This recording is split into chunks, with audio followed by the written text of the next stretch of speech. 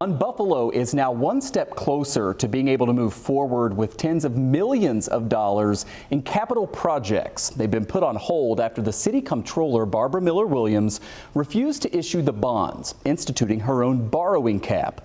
But yesterday, a judge ruled against her and in favor of the acting mayor and the common council. It was back in January that they approved a $110 million infrastructure plan, but it's been on hold ever since. The mayor and the council saying that Miller-Williams has put jobs and progress in jeopardy. The judge said Miller-Williams was actually derelict in her duty by not issuing those bonds. Acting Mayor Chris Scanlon celebrating the ruling. I'm just glad that the court case is behind us and we can now start implementing the plan. You know, these are important projects.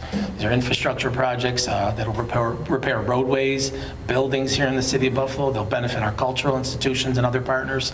So again, it's important that we get these the bonds issued and start these projects as soon as possible.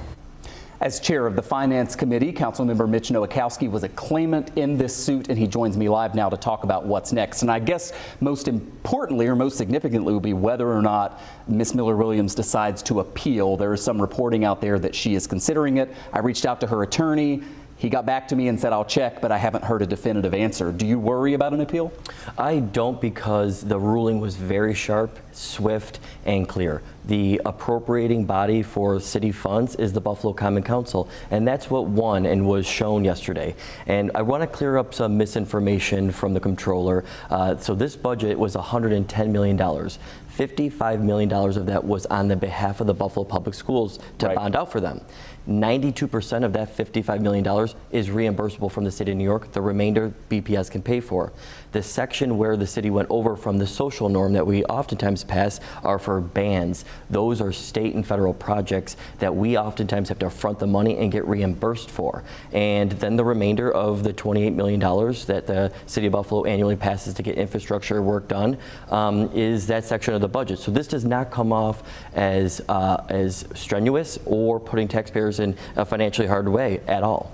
Yeah, so much of this money is federal money, is state money. I mean, I think about, and I've talked about this a lot on the show, the Main Street project by the medical campus. It's embarrassing when visitors come from out of town and see the shape of that roadway. You're getting a ton of money from the federal government to do a full reconstruction, but we couldn't borrow the money to do it. How quickly can the projects like that get moving, you think? Once the comptroller does sign the documents, which a Supreme Court justice is authorizing her and making her do, then she can go down to the bond market. That money then becomes liquid, and then the projects then get to be bid out. But let's face it, we missed an entire construction season, and we're here in the city of Buffalo when we have a long winter of inclement weather where it halts a ton of infrastructure projects. A lot of people have asked me as I've discussed this with them, is there any concern that the state, or perhaps more likely the federal government, will try to claw back the money if you don't spend it quickly enough? And if this has been so delayed, is there any risk of that?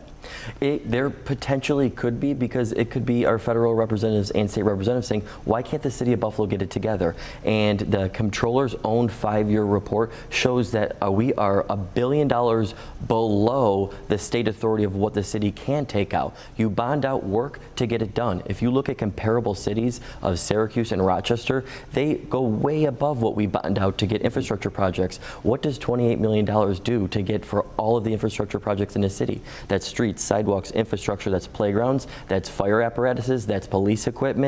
That is everyday needs that the city of residents deserve and want, and that's how we go about doing it.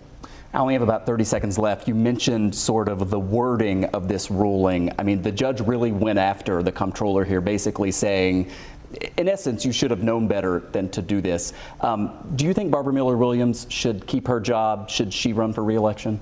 So the voters put her in for 4 years, so you get what you voted for. But no, I think moving forward, the taxpayers and the press need to hold her accountable by halting millions of dollars worth of work, having a frivolous lawsuit where the city of Buffalo now has to pay attorneys to do, and then halting progress on the behalf of the city of Buffalo and for Buffalonians, and more importantly, Michael, usurping the Buffalo Common Council, which is affirmed in court. We are the appropriating body for the city of Buffalo. We have invited multiple times the comptroller to come on the show. We hope that she'll do that and take the questions. Fillmore District Council member and the finance chair, Mitch Nowakowski, thanks for coming in. Thanks for having me.